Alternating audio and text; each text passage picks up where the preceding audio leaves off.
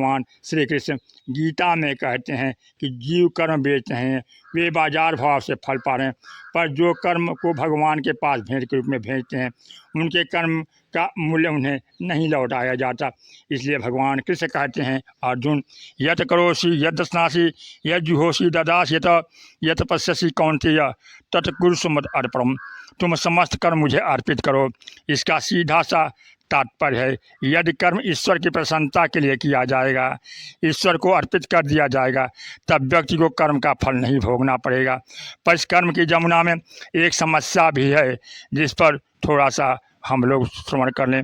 भगवान श्री कृष्ण को जमुना बड़ी प्रिय है और जमुना में भी एक काली नाग छिपा हुआ है। इस काली नाग से जमुना को शुद्ध करने का कार्य भगवान श्री कृष्ण ही करते हैं।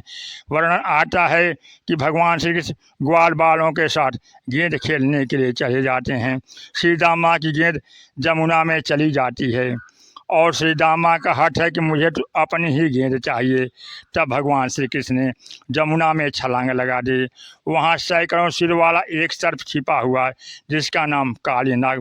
भगवान ने उसे जगाकर उसके सिर पर प्रहार किया।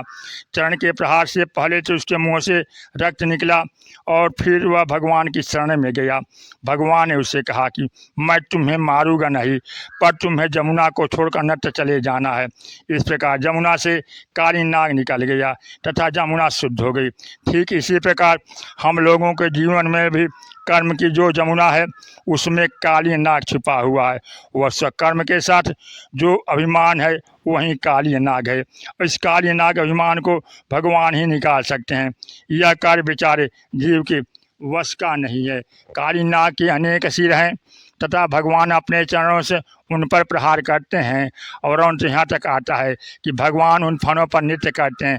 तो भाई अभिमान को तोड़ने की चेष्टा जब ईश्वर करे तो उसे हम प्रहार माने कि नृत्य। यद्यपि स्थूल नेत्रों से भौतिक नेत्रों से देखे तब तो लगता है कि हाय हाय ईश्वर ने मेरे अभिमान को तोड़ दिया, पर आंतरिक दृष्टि से विचार करें तो यही प्रतीत होगा कि नहीं नहीं, यह तो ईश्वर की करुणा है।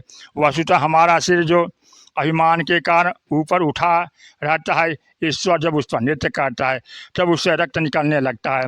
इसका तात्पर्य कि अभिमान के साथ जो राग का रक्त था, अपनापन था, मोह था, वह भगवान के चरणों के प्रहार से नष्ट हो जाता है और तब जमुना इतनी शुद्ध हो जाती है कि जब उन्होंने भगवान को पति के रूप में पाने की चेष्टा की तो भगवान उन्हें स्वीकार कर लेते हैं।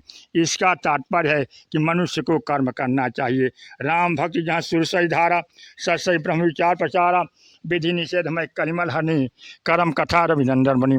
कर्म कथा कर्म करना चाहिए, लेकिन जमुना जिस तरह से प्रयागराज में गंगा में मिल जाती हैं और उसी तरह से मनुष्य कर्म करे लेकिन वह कर्म भक्ति रूपी गंगा में मिल जाए और भक्ति रूपी गंगा उस हमारे कर्म को गंगा सागर ईश्वर में मिला देगी तो मनुष्य का कल्याण होगा।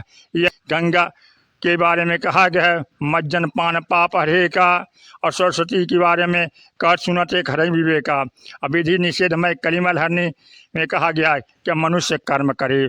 मनुष्य का कर्म सूर्य यानी ज्ञान और प्रकाश विचार उत्तम हो। सूर्य सभी कर्म को सबको देखते हैं और सूर्य के बेटे यमराज हैं। मनुष्य जैसा कर्म करता है यमराज उसी प्रकार से फल देते हैं। और जमुना भक्तिमयी है, वह भगवान में समर्पित होने के लिए कहती है। इसलिए मनुष्य कर्म करे और जमुना जी के अनुसार अपने कर्म को भगवान में समाहित कर दे तो